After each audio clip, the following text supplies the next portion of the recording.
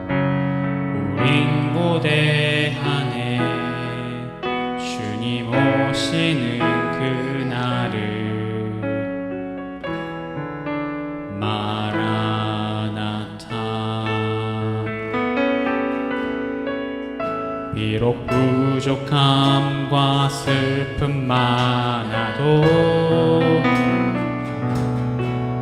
주를 알아갈 때 참 만족 있네. 우린 기대하네 주님 오시는 그날을. 마라나타 주 다시 오시는 그날에 우리 보게 되리. 모든 나라와 모든 열망이 주께 경배하는 그날은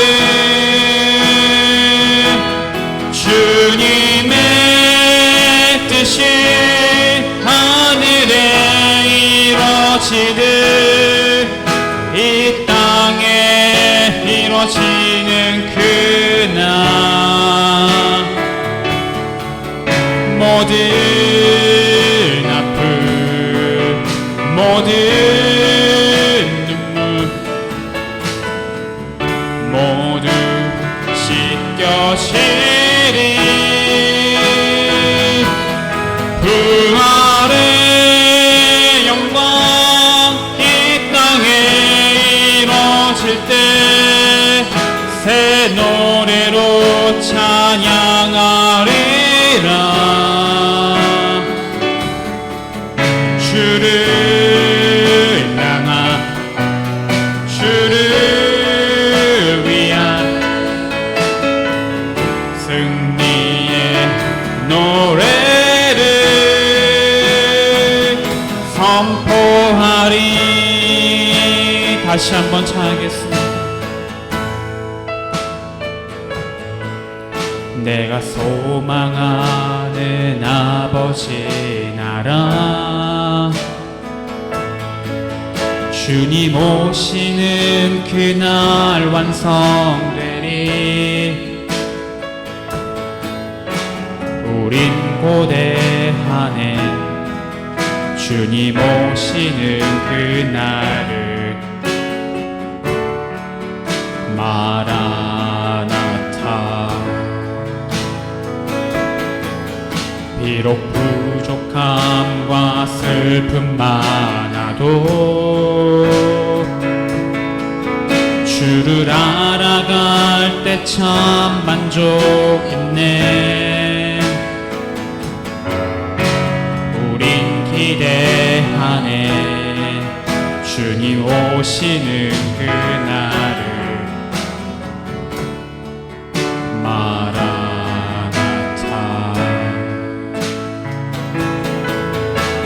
주 다시 오시는 그날에 우리 보게 되리. 모든 나라와 모든 열방이 주께 경배하는 그날을 주님의 뜻이 하늘에 이루어지듯 이 땅에 이루어지는 그날. 모든 아픔 모든 눈물 모두 씻겨지리. 부활의 영광 이 땅에 이루어질 때 새 노래로 찬양하리라. 주를 향한 주를 위한 승리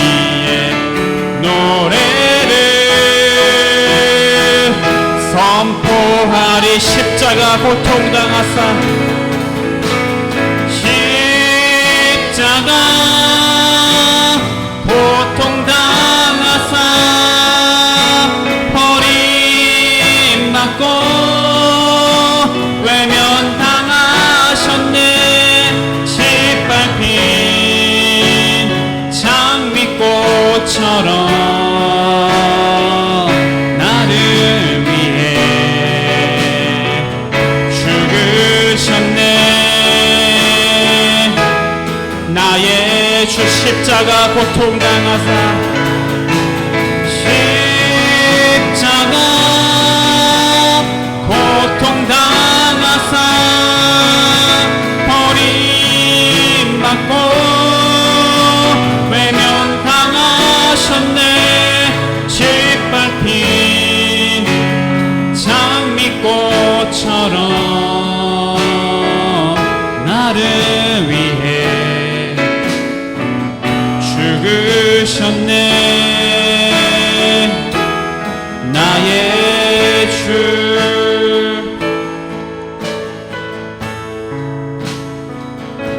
모든 능력과 모든 권세 모든 것 위에 뛰어나신 주님 세상이 측량할 수 없는 지혜로 모든 만물 창조하셨네. 모든 나라와 모든 보좌 이 세상 모든 경이로움보다 상의 모든 값진 보물보다 더욱 귀하신 나의 주님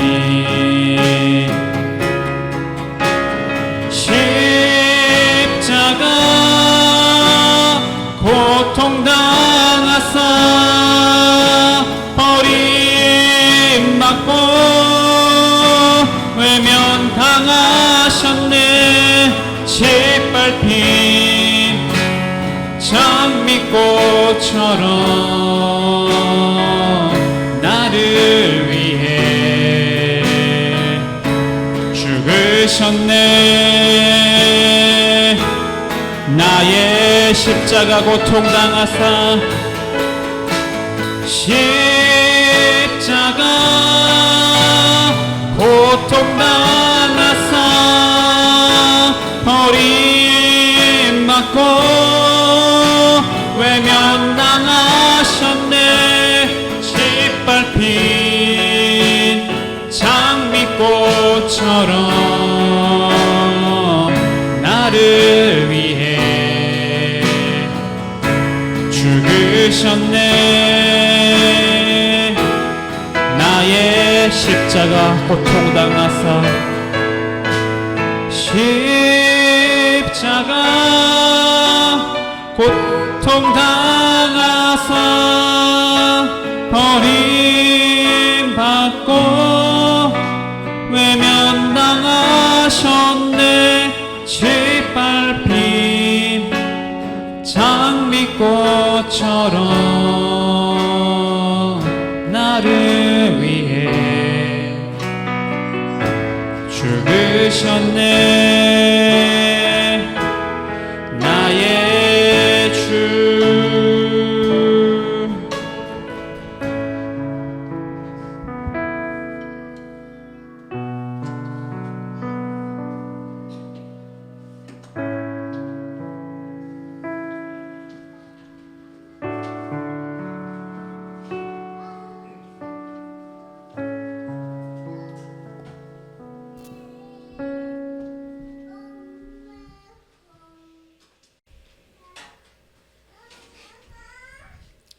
(2025년) 새해를 맞이할 수 있는 은혜를 주신 하나님 감사합니다. 지난 한 해 동안 하나님께서 주셨던 은혜의 일들이 무엇이 있었는지 기억나게 하시고 새해에는 새롭게 주실 하나님의 은혜를 기대하며 하루하루 감사와 순종함으로 살아가는 우리 모두 될 수 있도록 붙들어 주옵소서. 새 술은 새 부대에 채우는 것처럼 우리의 삶도 새로운 비전과 기대로 예수님을 닮으며 살아갈 수 있도록 도와주옵소서.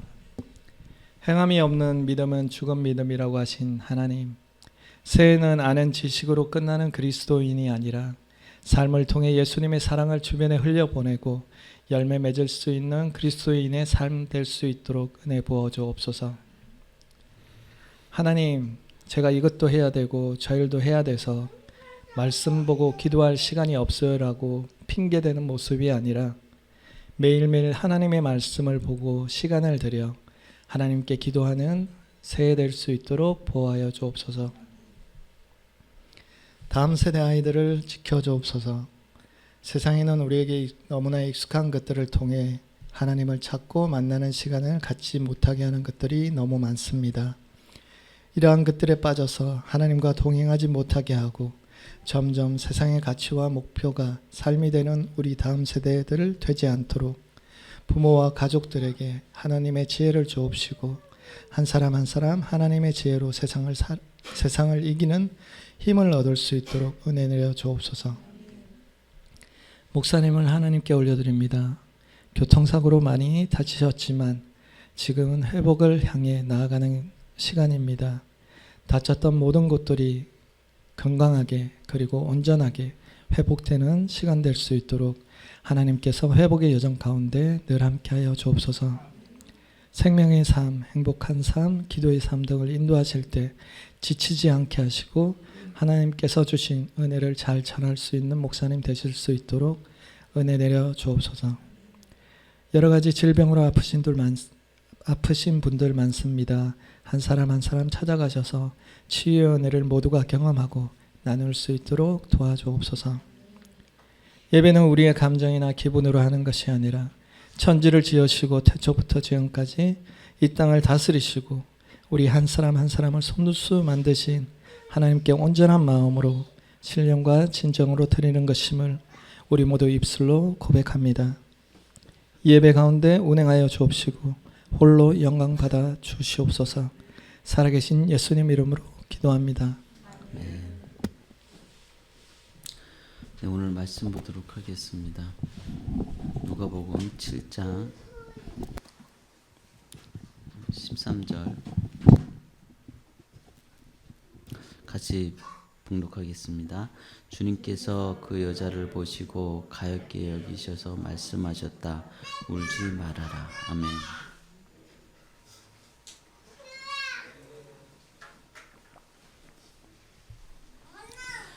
예수님께서 오늘 성경에서 보니까 나인성에서 한 과부의 아들을 살리는 장면이 나옵니다. 특별히 주님께서 약간 울리는 것 같은데요, 소리가. 주님께서 가엾게 여기셨다고 했습니다. 근데 우리가 정말 주님의 마음처럼 우리도 동일한 하나님께서 우리에게 말씀하신 거는 내가 거룩하니 너희도 거룩해라 말씀하신 것처럼 우리는 날마다 주님의 성품을 닮아가야 됩니다. 그러다 보면 주님께서 가엾게 여기고 불쌍히 여기시는 것처럼 우리의 성품도 거기까지 갈 수 있으면 그건 참 축복이라고 생각합니다. 그래서 로마서 9장 15절에도 하나님께서 모세에게 말씀하시기를 내가 긍휼히 여길 사람을 긍휼히 여기고 불쌍히 여길 사람을 불쌍히 여기겠다 하셨습니다.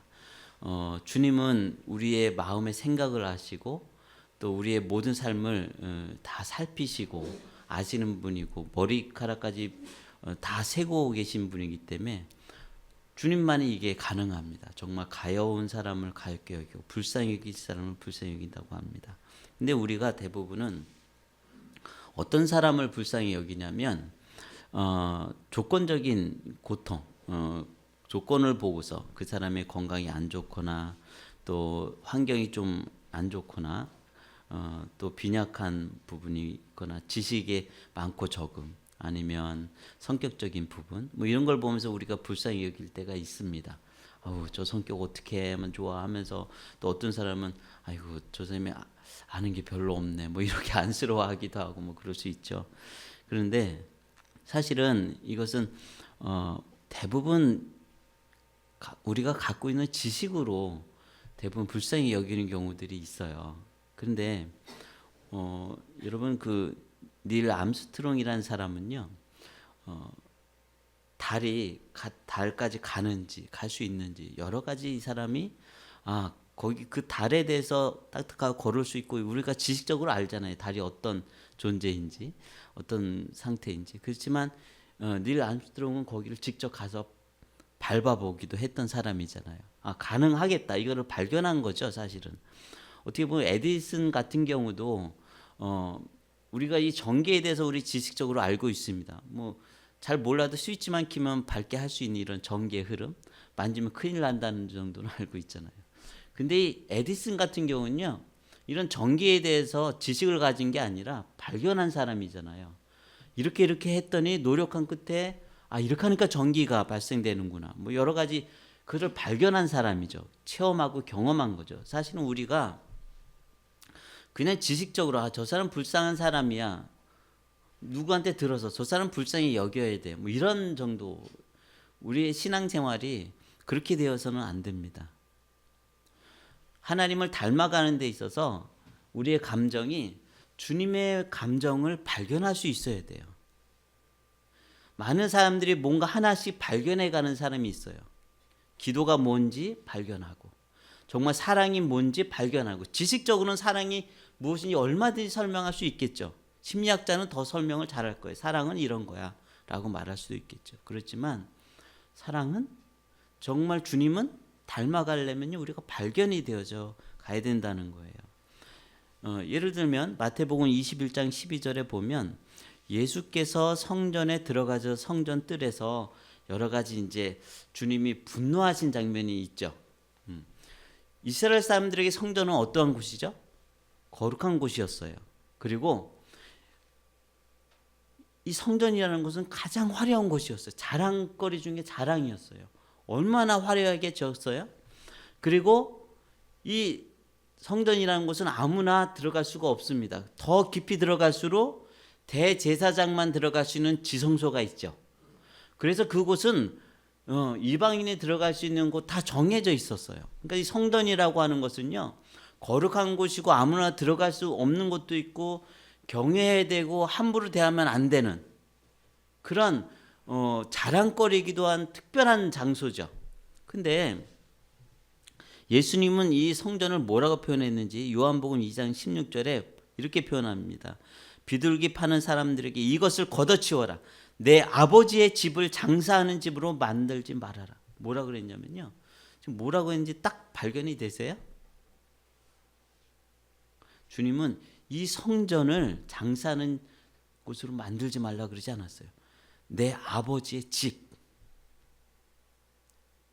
집이라고 표현해요.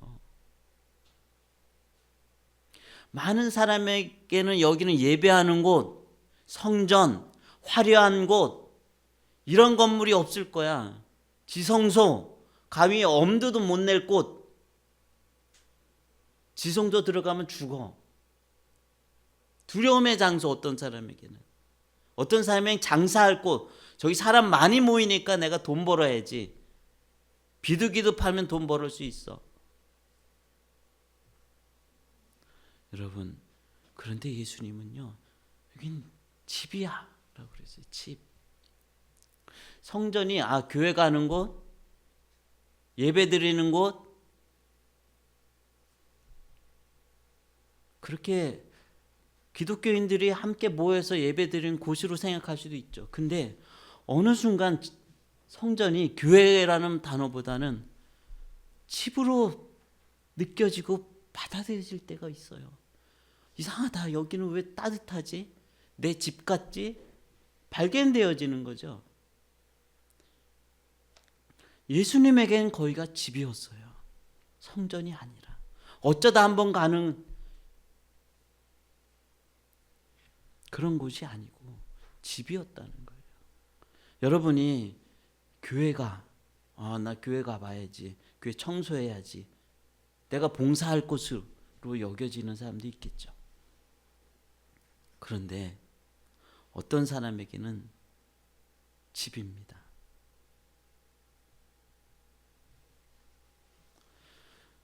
여러분, 주님이 발견한 것 같이 성전이 그냥 교회라는 단어, 세상 사람들이 말하는 교회로 여겨지느냐, 여긴 내 집처럼 느껴지느냐, 발견되어지는 것은 좀 다릅니다. 어떤 사람에게는 여기가 어떠면 더 내 집과 같이 느껴지는 사람들도 있을 수 있어요. 이게 발견되어지는 거죠. 주님이 성전에 가서 마음이 얼마나 안타까운지 분노하셨어요. 어떤 사람은요, 왜 저러시지?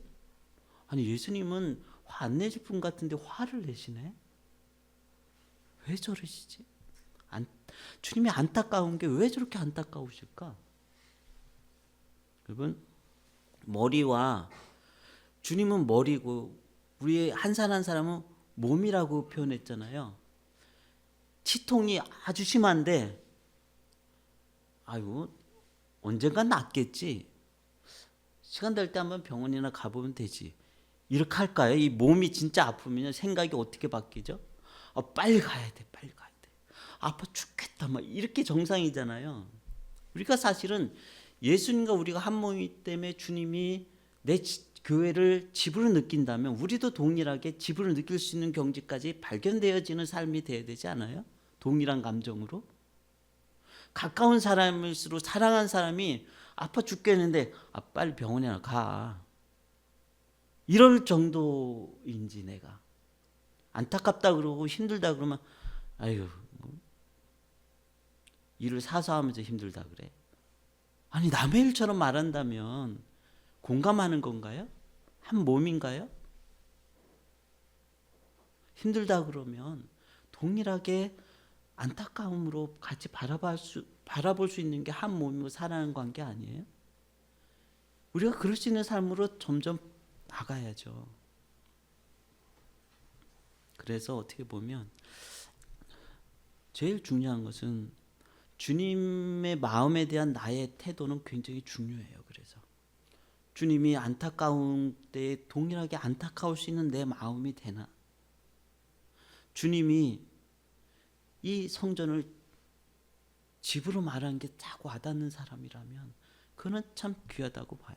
그래서 우리에겐 참된 지식이 필요해요. 참된 지식은 그냥 머리로 그래 알아, 당신 힘든 거 알아, 교회는 뭐 집이 될 수도 있지, 이런 지식 말고요.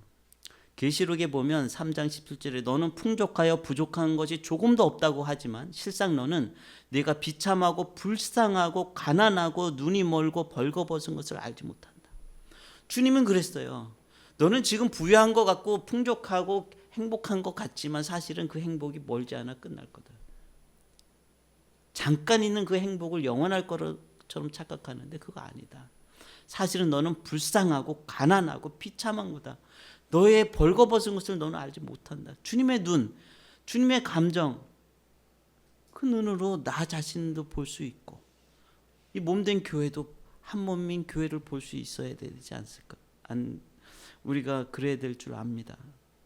그래서 주님이 이게 불쌍히 여긴 것들을 보면 마태복음 9장 36절에 보면 그들을 불쌍히 여기셨다 그러면서 고생에 지쳐서 기운이 빠져 있었기 때문이다. 고생했던 사람들, 환경적인 것들을 보면서 또 불쌍히 여기셨고요. 또 마가복음 5장 18절에 보면 예수께서 배에 오르실 때 귀신 들렸던 사람이 예수와 함께 있게 해달라고 애원하였다. 예수께서는 허락지 아니하시고 그에게 말씀하셨다. 내 집으로 가서 가족에게 주님께서 너에게 큰 은혜를 베푸셔서 너를 불쌍히 여겨주신 일을 이야기하여라. 그리고 마가복음 6장 34절에 보면 그들이 마치 목자 없는 양과 같음으로 그들을 불쌍히 여기셨다. 주님께서 고생에 지쳐 있거나 성격적인 부분이라든지 빈약한 모습, 목자 없는 양과 같은 상태를 보면서 굉장히 불쌍히 여기셨죠. 그리고 마태복음 18장 32절에도 보면 주인은 그 종을 불러다 놓고 말하였다. 이 악한 종아, 내가 간청하기에 내가 내게 그 빚을 다 삭혀 주었다. 내가 너를 불쌍히 여긴 것처럼 너도 내 동료를 불쌍히 여겨야 할 것이 아니냐. 그러면서 주님은 말씀하시면 모든 환경적으로 불쌍히 여겨야 될 사람을 동일하게 불쌍히 여길 줄 알아야 된다는 거예요. 그러면서 에베소 4장 32절에도 서로 친절히 대하며 불쌍히 여기며 하나님께서 그리스도 안에서 여러분을 용서하신 것 같이 서로 용서하십시오. 그러면서 주님께서 계속 말씀하는 거는 우리 주변에 있는 사람들을 동일하게 불쌍히 여길 줄 알아야 그 삶이 복되다라고 분명히 말씀하고 계세요. 근데 특별히 대부분은 예수님의 사역을 이렇게 가만히 보면 대부분 요청에 의해서 불쌍히 여겨주시고 기적을 베푼 면들을 보거든요. 마태복음 9장 27절에 예수께서 거기에서 떠나가시는데 눈먼 사람 둘이 다윗의 자손이여 우리를 불쌍히 여겨주십시오. 이렇게 간청을 하죠. 또 마태복음 15장 22절에도 가난한 여자 한 사람이 지방에서 나와서 외쳐 말했다.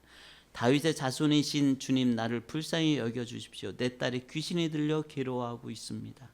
또 마태복음 17장 15절에도 주님 내 아들을 불쌍히 여겨주십시오. 간질병으로 몹시 고통받고 있습니다. 또 마태복음 20장 31절에도 그들은 더욱 큰 소리를 외쳤다. 다윗의 자손이신 주님 우리를 불쌍히 여겨주십시오. 또 마가복음 1장 40절에도 나병 환자 한 사람이 예수께 와서 그 발 앞에 무릎을 꿇고 간청하였다. 그럴 때마다 주님이 고쳐주셨습니다. 우리가 서로를 불쌍히 여길 뿐만 아니라 또한 주님께도 불쌍히 여김을 받기 위해서 간청하는 모습을 볼 수 있습니다. 근데 오늘 본문에서는 죽은 자를 살리시는 장면이 나와요. 딱 3번을 살리시거든요. 야이로의 딸을 여기 보면 마가복음 5장 22절에 회장장 가운데서 야이로라고 하는 사람이 찾아와서 예수를 뵙고 그 발 아래에 엎드려서 간곡히 청하였다. 내 어린 딸이 죽게 되었습니다. 오셔서 그 아이에게 손을 얹어 고쳐주시고 살려주십시오. 근데 죽죠. 근데 주님이 가셔서 고쳐주세요. 또 나사로도 그랬고 다 간청할 때 고쳐주는데 이번 만큼은요 주님이 스스로 가서 불쌍히 여겨주시고 죽은 자를 살려주십니다. 근데 특별히 오늘 본문에서 보면 이 관계는 관계적인 특별한 불쌍히 여김인데 우선 나인성이라는 성읍은요 200명도 안 되는 아주 작은 성읍이었다 그래요. 얼마나 작았는지 서로들 굉장히 좀 잘 알지 않았을까. 그런데 이 나인성의 불쌍히 여기는 걸 보면 스스로 불쌍히 여기는데 이 불쌍히의 단어를 원뜻을 이렇게 살펴봤더니 창자까지 뒤틀려져서 이렇게 불쌍히 여겼다는 거예요. 그냥 안 됐네 이 정도가 아니라 창자가 뒤틀릴 정도로. 여러분 그런 경험 해본 적 있어요? 저도 모르게 이렇게 그 광주의 병원에 있을 때 성도님들을 위해서 이렇게 중보할 때인데 어느 순간 정말 이걸 경험한 것 같아요. 창자가 뒤틀릴 정도로 이렇게 안타까움이 올라오면서 제가 그때 당시엔 1인실처럼 썼거든요. 그래서 제가 펑펑 울면서 기도할 수가 있었어요. 근데 정말 하나님이 주신 감정을 부어줘서 그런지 몰라도 정말 역사하는 감정을 그대로 부어줘서 정말 간절히 기도했던 것 같아요. 그때 기도하면서 정말 하나님께서 우리 교회를 한 사람 한 사람 불쌍히 여겨주셔서 역사하시겠구나 확신들이 들 정도로 하나님 마음 주셨던 일이 기억나는데 대부분 관계적인 불쌍함은요 서로 헌신된 관계에서 시작이 됩니다. 여러분 제가 아내의 관계 제가 교통사고 나서 아내한테 여보 나 이제 부탁이니까 교회 나가서 헌신 때 헌신을 하고 나를 좀 간호 좀 해주면 안 돼요? 부탁을 했더니 나 바쁜데 특별히 당신이 간청하니까 내가 들어줄게 이럴까요? 아니에요. 그냥 자동으로 옵니다. 자동으로 와서 그냥 아이들 다 집에 있는 아이들을 여러분이 다 돌봐주신 것처럼 그냥 헌신된 관계에서는 서로 그냥 사랑하는 관계에서는 헌신하잖아요. 성도님들도 다 이렇게 돌봐주시려고 애쓰고 헌신하죠. 병원도 오시고, 특히 아내는요 그냥 이렇게 기저귀 차고 모든 거를 다 처리해 줬거든요. 그럴 때마다 제가 그런 적이 있어요. 정말 미안하다고. 왜냐하면 그 진통제를 먹어서인지 변에서 약 냄새도 지독하거든요. 그리고 좀 아무튼 그래요. 자세히 표현하기가 이제 곧 점심 드실 분들이라 설명가 그런데 아무튼 이렇게 하고 나면 막 너무 미안해요. 그걸 처리할 때. 근데 와이프가 했던 말이 그래요. 여보, 하나도 더럽게 느껴지지가 않아. 정말 믿겨지지 않는 말을 들었어요. 근데 그걸 하나하나 다 닦아주고 이렇게 다 처리해 주는데 헌신을 요구한 게 아니에요. 그냥 사랑하니까 헌신하시더라고. 얼마나 고마운지. 불평 한마디 없이 다 처리해 주는 거예요. 근데 여러분 있잖아요. 한 몸인 경우에 그런 거 있죠. 여러분 매일 양치 안 하시는 분 손 들어보세요. 다 하시네요. 양치를. 머리도 매일 감으시죠. 예. 그 이상한가요 그게? 아니죠. 내 몸을 위해서 그렇게 늘 가꾸는 게 이상한 거 아니잖아요. 사랑하는 관계에서는요. 내 몸을 자연스럽게 늘 닦고 운동시키고 막 하듯이 헌신하는 거 이상하지 않은 것처럼 사랑하는 관계는 한 몸이 되는 관계는요. 헌신하는 게 이상한 게 아니에요. 그런다가 만약에 팔이라도 다치면 그걸 되게 이렇게 빨리 고치려고 애를 쓰잖아요. 안타까운 마음에. 그런 것처럼 사실은 만약에 아내가 열심히 하고 나면요. 어느 순간 이렇게 힘들어서 이렇게 병원 이렇게 보호자 침대에 있어요. 근데 아주 딱딱하고 이렇게 바로 떠질 것 같은 아주 낮은 그런데 거기서 자는데 그렇게 불쌍해 보일 때가 있어요. 안타깝고 불쌍해 보이고 그리고 옛날에 중간에 치통이 심해져 갖고 막 이걸 참으면서 하는데 그렇게 불쌍해 보이더만요. 안타깝고. 여러분 있잖아요. 헌신된 관계에서는요. 그냥 불쌍함이 올라오게 돼 있지 않아요? 서로 사랑하는 관계에서는 그렇지 않아요? 이 나인 성읍에 보면요. 이 시대에서는요. 남편이 없는 과부는요. 얼마나 불쌍한지 몰라요. 근데 남편이 없이 여자의 몸으로 살아갈 때 불쌍한데 특히 외아들이었거든요. 나인성에 이 과부는. 외아들 하나에 의지해서 살아가는데 그 외아들도 죽었어요. 한마디로 인생이 막막한 거예요. 어떡하지? 어떻게 살아가지? 하나의 희망인 그 아들까지도 젊은 아들이 죽으니까 인생 살아갈 힘을 놔버린 거예요. 병원에서 있을 때 한 분이 그러더라고요. 어떤 딸들이 아들 하나였는데 교통사고로 딸들이 죽은 거예요. 그 충격으로 말미암아서 엄마가 돌아가시고 시름시름 앓다가 그걸 본 아버지가 또 한 달 만에 돌아가시고 엄마가 또 그 보름인가 한 달 만에 그 아버지도 돌아가셨대요. 근데 그 아들이 살 희망이 없는 거예요. 그리고 자기도 이 당뇨병 때문에 병원에 입원까지 해갖고 심각한 상태가 돼가지고 자기가 사실은 살고 싶지 않다. 그 얘기를 들었던 이야기를 다른 분을 통해 들었는데 정말 인생이 너무 불쌍하더래요. 한 번에 자기만 남은 거예요. 모든 가족이 다 죽은 거예요. 얼마나 절망이 크면. 근데 이 불쌍함 속에서 여기 보니까요. 관도 보니까 그 아들을 메고 관이 보면 보통 이렇게 위에 덮개가 있잖아요. 근데 이 시대의 관을 설명하는 내용을 자세히 봤더니 관이 아니고요.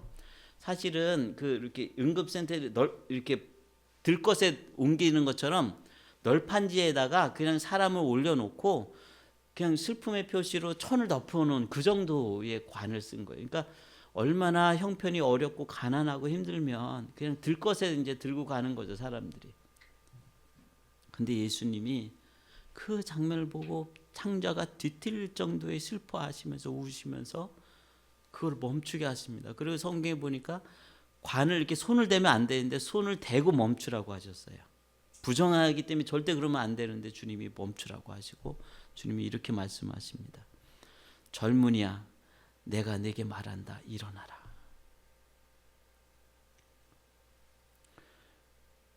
상황도 상황이지만 상황도 사랑. 이 주님과 주님께서 이 과부의 과부를 얼마나 불쌍히 여기셨는지 그냥 가셔갖고 통곡하시면서 관을 멈추게 하시고 명령하시죠. 젊은이야, 내게 말한다. 일어나라. 정말 우리가 서로 주님께서 우리를 불쌍히 여기는 것처럼 나를 볼 수 있고 다른 사람을 불쌍히 여기는 이 사랑의 관계를 통해서 하나님께서는 이 불쌍함을 여기는 그 우리의 성품을 통해서 놀라운 일을 참 많이 하신다는 거예요. 근데 오늘 좀 나누고 싶은 것 중에 하나가 무엇이냐면 야고보서 5장 11절에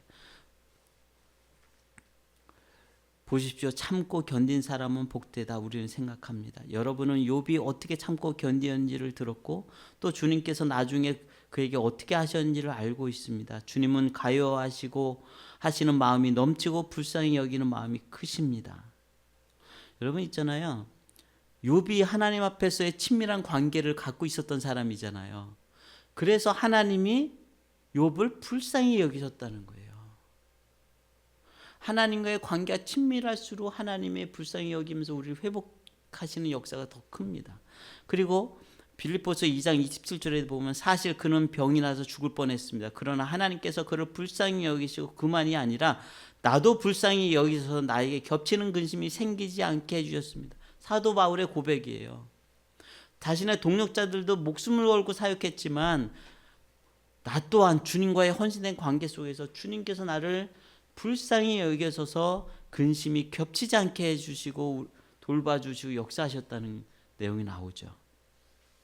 그래서 우리가 헌신된 관계, 하나님과의 관계 속에 있으면 주님께서 늘 우리의 관계 속에서 일하신다는 거예요. 우리를 불쌍히 여기시면서 내가 요청하지 않을지라도 하나님은 우리를 생각하실 수 있다는 거죠. 근데 이런 관계에 들어가려면 사실은 하나님의 성품이 우리에게 부어질수록 서로 헌신되고 사랑하는 관계가 더 깊어지면서 하나님의 역사를 맛보는데 이게 사실은 우리가 그 정서를 갖기가 쉽지 않은 이유 중에 하나가 이사야서 59장 2절에 보면 오직 너희 죄악이 너희와 너희의 하나님 사이를 갈라놓았고 너희의 죄 때문에 주님께서 너희에게서 얼굴을 돌리셔서 너희의 말을 듣지 않으실 뿐이다. 하나님을 닮아가려면 주님과 우리의 헌신된 관계는 서로 얼굴을 마주보고 대화도 하고 사랑이 깊어져야 되잖아요. 그렇죠? 서로의 이야기에 귀를 기울일 수 있고 서로 친밀한 관계가 돼야 진정한 사랑과 헌신되면서 서로 불쌍히 여기는 관계가 된단 말이죠. 그런데 어느 순간부터 서로가 대화가 없어지기 시작하면 서로 불쌍히 여기는 관계가 그냥 정보에 의해서 아유 불쌍하네 이 정도겠죠. 깊은 관계가 될 수 없겠죠. 정말 친밀한 대화가 필요해요. 하나님과 나의 관계가 하나님 이거 들어주셔야지 이런 관계 말고 하나님과 내가 더 친밀해지고 어떤 목적 없이도 충분히 서로 대화하고 이런저런 이야기 나눌 수 있는 이런 친밀한 관계, 얼굴과 얼굴을 마주 대할 수 있는 관계가 돼야 된다는 거예요. 하나님과 우리가 먼저 그 관계가 돼야 되는데 뭐가 막냐? 하나님은 우리를 너무나 사랑하세요. 십자가 질 만큼. 근데 왜 우린 관계가 주님의 성품을 닮아갈 수 있어야 되는데 왜 안 될까요? 우리의 죄 때문이라는 거예요. 죄 때문에 주님의 얼굴을 돌리신다는 거예요. 여러분 의인의 기준이 뭔지 아십니까? 대부분 착각하는데 의인은 완전한 사람, 죄가 없는 사람? 아닙니다. 죄는 의인도 죄를 짓습니다. 성경에 의인은 하나도 없다고 했습니다. 누구나 다 죄를 져요. 부족해서 실수하고요. 자꾸 죄를 지을 수밖에 없어요. 누구나 다. 그런데 의인은 뭐냐? 날마다 죄를 깨달아. 그러면 그 죄를 가지고 하나님 앞에 나가서 계속 고백하고 회개하는 사람, 날마다 회개하면서 나가는 사람이 의인이에요.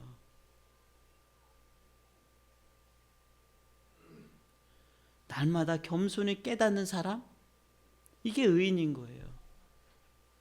근데 죄인은 누구냐? 똑같이 죄를 짓는데요, 죄를 곧 아무렇지도 않게 잊어버리고 그냥 뭐 이 정도 가지고 뭐 누구나 다 그러는데 별로 대수롭게 생각하지 않아요. 자기가 죄를 짓고도. 그리고 회개하지도 않습니다. 어느 죄에 대해서 심각하게 받아들이지도 않아요. 다른 사람이 내 말에 나 상처받았어요 뭐 그래도 그럼 미안해요, 다음부터 안 그러면 되죠.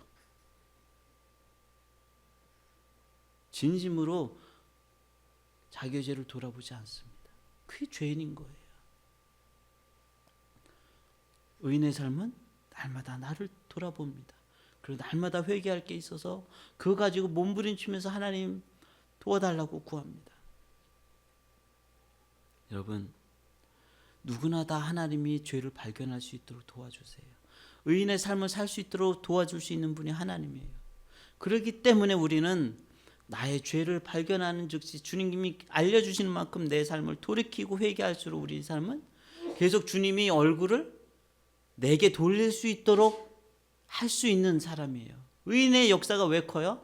계속 하나님이 얼굴을 나에게 돌리는 게 아니라 계속 그 얼굴이 나를 향해서 오게끔 회개하는 삶을 사는 거예요. 하나님과 우리 사이를 점점 가까이 만드는 방법, 하나님께 때를 쓴다고 가까워지는 게 아니에요. 내가 자꾸 불쌍한 거 아시죠? 얘기한다고 가까워지는 게 아니에요. 내가 얼마나 죄인인지를 알고서 하나님께 나가는 거예요. 그럴수록 주님은 점점 나에게 얼굴을 돌리고 나도 주님 앞에 더 나갈 수 있고, 그러면서 어느 순간은 회개도 하지만 어느 순간 갑자기 교회 와서 회개하고 눈물을 닦고 있다가 하나님이 갑자기 내게 주신 은혜에 감사해서 감사 고백도 하고, 어느 날은 그냥 찬양만 하다가 집에 간 적도 있고, 어느 날은 그냥 여러 가지 투덜대기도 하고. 다윗의 기도도 보세요. 얼마나 이 사람 정신병 환자인가 빨리 상담받아야 되는 거 아니야 할 만큼 막 욕을 하는 내용도 나오거든요. 시편에 보면 막 저주하는 내용도 나오잖아요. 이렇게 상처가 깊은가 막 할 정도의 고백이 나와요. 와, 이 사람이 이렇게 상처가 많아? 근데 다윗이 어때요? 마음에 합한 자래요. 왜요? 눈물로 자기의 죄 고백하면서 몸부림을 쳐요. 다윗이 하나님, 나 같은 죄인을 긍휼히 여겨달라고, 불쌍히 여겨달라고 그렇게 고백을 하면서 하나님 앞에 몸부림을 쳐요. 그러면서 점점 다윗이 하나님의 마음에 합한 자가 되어가기 시작합니다. 그러면서 주님은 나의 산성입니다, 나의 피할 바위가 되십니다 고백하는 거예요.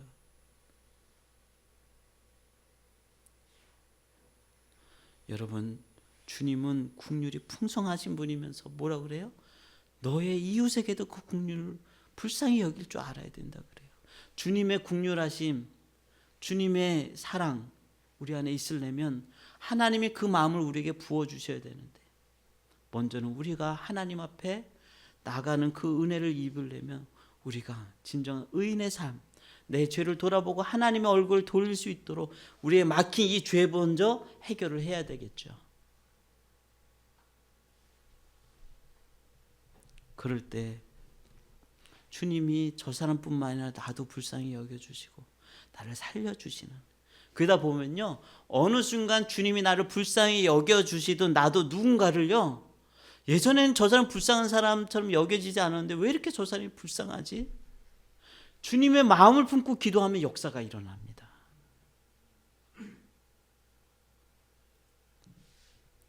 자, 그래서 오늘 시간 내서 반밖에 못했는데 다음 시간에 또 하겠습니다. 네, 네. 오늘 좀 같이 좀 기도했으면 좋겠는데요. 하나님의 긍휼하심, 하나님의 불쌍한 여기려는 그 애원하는 창자가 뒤틀릴 정도의 마음을 가지고서 우리가 누군가를 기도할 수 있는 축복이 우리 모두에게 있었으면 좋겠어요. 그러기 위해서 내가 혹시 하나님의 마음을 잘 못 느끼겠으면 내가 혹시 회개하는 죄가 있나? 우리가 회개만 하면 바로 용서해 주실 거예요. 지체하지 않을 거예요. 하나님, 제가 혹시 깨달지 못한 죄가 있으면 깨닫게 해주세요. 의인의 삶을 살고 싶습니다. 의인이 정말 기도했던 것처럼 저도 그런 기도하고 싶습니다. 모세도 하나님 내 생명책에서 제 이름을 지워주실 만큼 이들을 멸하지 말아달라고. 아브라함도 의인 몇 명 있으면은 불로 심판하지 않을 거예요. 소돔과 고모라 그 성을 심판한다 할 때 얼마나 눈물로 기도했습니까? 우리도 긍휼한 마음을 가지고 신앙생활을 해야 됩니다. 우리 좀 이 시간에 같이 기도할까요? 하나님, 의인의 삶을 살게 해달라고 같이 기도하겠습니다.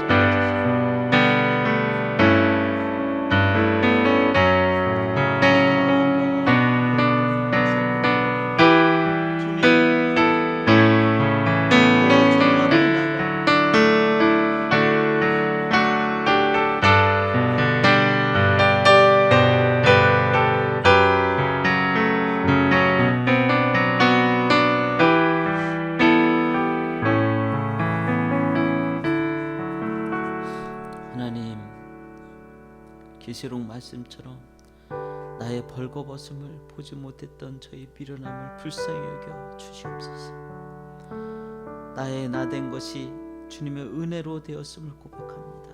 하나님, 주님께서 긍휼히 여기시는 그 마음이 우리 안에 부어지게 도와주시고, 성전이, 교회가 이제는 내 집이 될 수 있는 축복을 주시고, 주님과의 더 친밀한 관계성 속에서 주님을 위해서 헌신하며 주님을 위해서 살아가는 복된 삶이 될 수 있도록 축복해 주실 뿐만 아니라 진정으로 의인의 삶을 살며 남도 긍휼히 여기는 귀한 삶이 될 수 있도록 축복하여 주시옵소서. 우리 한 사람 한 사람이 더 주님의 사랑을 힘입어 다른 사람에게도 그 사랑을 흘려보내는 축복을 허락하여 주시옵소서.